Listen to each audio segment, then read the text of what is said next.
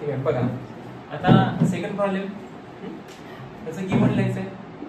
Given लिहिताना काय लिहायचं 5% डिसोसिएटेड म्हणते. पर्सेंटेज म्हणजे कोण पर्सेंटेज अल्फा. पर्सेंटेज अल्फा म्हणजे 100 पैकी किती तुटले तर 5 तुटले. ठीक आहे.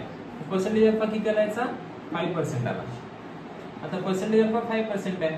मग आता अल्फा किती करणार अल्फा कसं काढायचं मी सांगितलं तुम्हाला 5/100 करायचं. 5/100 म्हणजे तुम्ही असं पण लिहू शकताय 5/10⁻². तुम्ही असं पण लिहू शकताय 5×10⁻². हा +2 वर गेला तर -2 होणार नाही का. मग अल्फा किती आला तुमचा 5×10⁻². म्हणजे 0.05 हा अल्फा काढला तुम्ही.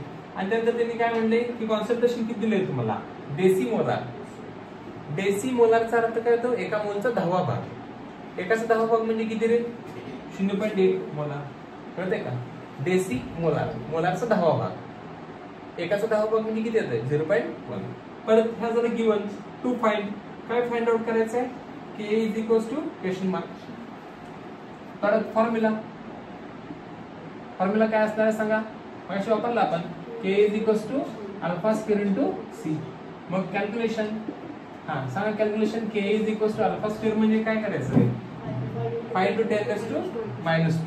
5×10⁻² इंटू 5×10⁻². कळतंय किती राहिलं 2 का स्क्वेअर करायचं म्हणून. आणि 0.1 लिहिण्यापेक्षा मी असं लिहू का 1×10⁻⁻1. बघा इथे हे असं लिहिलं चालते की बघा 1×10⁻⁻1 चालते की नाही सांगा. त्याने सेमच आहे की नाही. पण हे 0.1 लिहिण्यापेक्षा मी असं लिहितो बरं पडेल ना आपल्याला.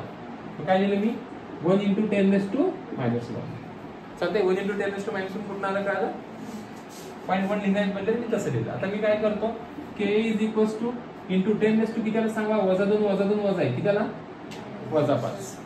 आणि बाकीचं कॅल्क्युलेशन करा 5 1 5 5 25 आणि 25 × 1 25 × 1 25 × 10⁻⁻2 म्हणजेच किती माहिती आहे का K 2.5 × 10⁻⁻4. म्हणजे नॉर्मली आपली पद्धत काय असावी माहिती आहे का एक डिजिट नंतर पॉईंट असावा. हे बरं पडतं सर. काय अवघड आहे सांगा. अल्फाची किंमत टाकायची त्याचा स्क्वेअर करायचं इंटू कॉन्सन्ट्रेशन मल्टिप्लाय करायचं संपला K आला. काय आहे पहिला बोला